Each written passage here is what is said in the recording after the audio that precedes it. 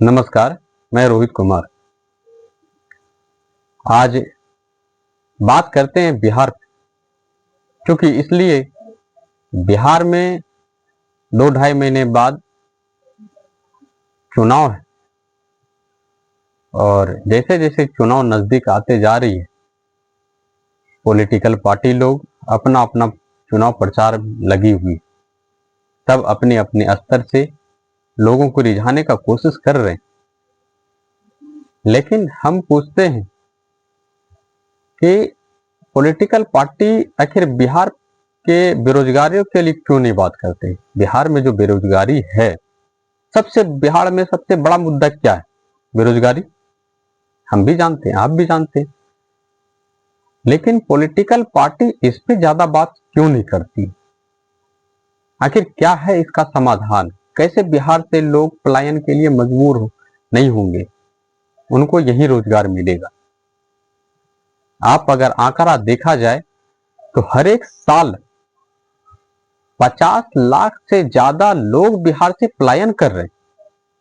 1-2 लाख नहीं बोल रहे, 50 लाख लोग हर एक साल पलायन कर रहे हैं अलग अलग स्टेट में बिहार से। और अगर हम 1-2 साल पहले का अगर आंकड़ा दिखाएं आपको टोटल, तो लगभग वो 5.5 करोड़ से ज्यादा 5.5 करोड़ से ज्यादा लोग बिहार छोड़ के बाहर कमा रहे। आप सोचो कितना शर्म की बात है हमारे और आपके लिए। बिहार की आबादी ही 13 करोड़ 13.5 करोड़ के आसपास है और उसमें से 5-5.5 करोड़ लोग बाहर कमा रहे। क्यों? क्योंकि यहाँ पे रोजगार की कमी। सब लोग बोलते हैं, अलग अलग पार्टी के लोग बोलते हैं यहाँ पे फैक्ट्री लगना चाहिए। सही भी है, बहुत हद तक फैक्ट्री लगनी चाहिए, लेकिन क्या फैक्ट्री लगने से यहाँ की बेरोजगारी कम हो जाएगी? फैक्ट्री में नौकरियां कितने लोगों को आप दोगे? 2 लाख 4 लाख। लेकिन क्या 2-4 लोगों को रोजगार मिलने से बेरोजगारी कम हो जाएगी? नहीं। हम आपको बताते हैं, RBI reserve bank of India एक सीडी रेशियो जारी किया है और हर एक साल वो सीडी रेशियो जारी करता है। अगर सीडी रेशियो देखा जाए तो वो सीडी रेशियो बैंक में जो हम और आप पैसा रखते हैं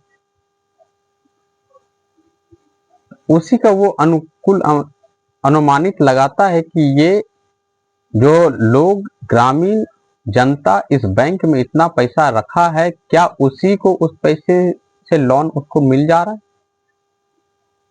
नहीं। लोन किसको मिलता है? हम और आप जो बैंक में पैसा रखते हैं। बिहार में पैसा कौन रखा?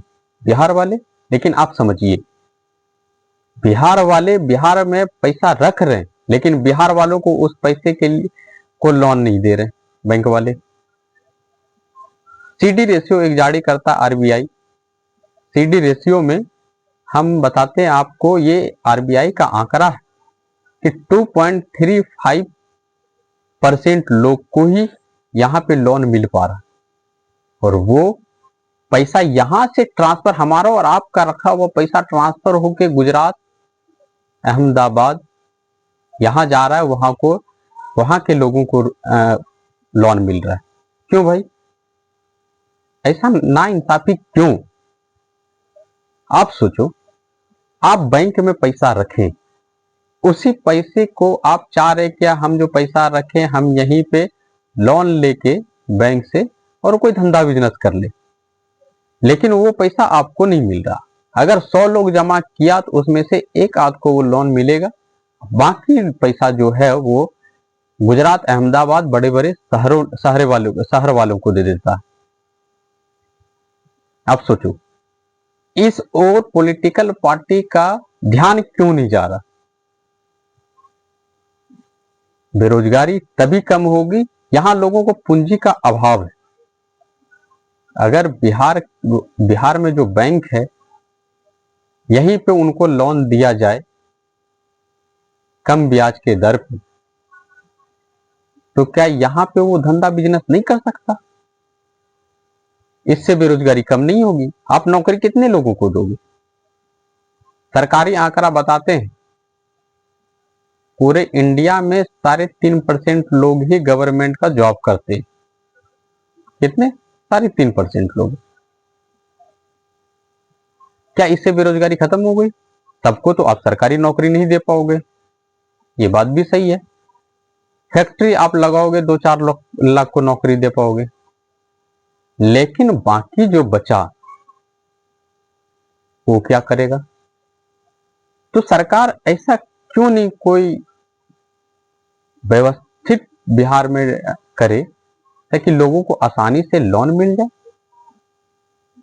आप अपना ही पैसा लेने जाओगे तो ये कागज नहीं है, वो कागज नहीं है, 50 तरह का बहाना बना देते हैं। लेकिन वो जो पैसा नहीं रख रहे बिहार में, बिहार से जो बाहर के हैं उनको लोन आसानी से मिल जा रहा है। क्या ये हमारे और आपके लिए सही है? अब जरा सोच के देखो कि कितना गिरे हुए हैं हम लोग, कितना हम लोग का मेंटलिटी खराब है कि हम लोग बिहार से बाहर पलायन कर जाते हैं और करते हैं, परिवार के लिए मजबूर हो जाते, बाहर जाके काम करते हैं। लेकिन सरकार से इस बात कभी ये बात नहीं पूछते कि आखिर हमको बैंक वाला लोन आसानी से क्यों नहीं देता, बिहार में फैक्ट्री क्यों नहीं लगता।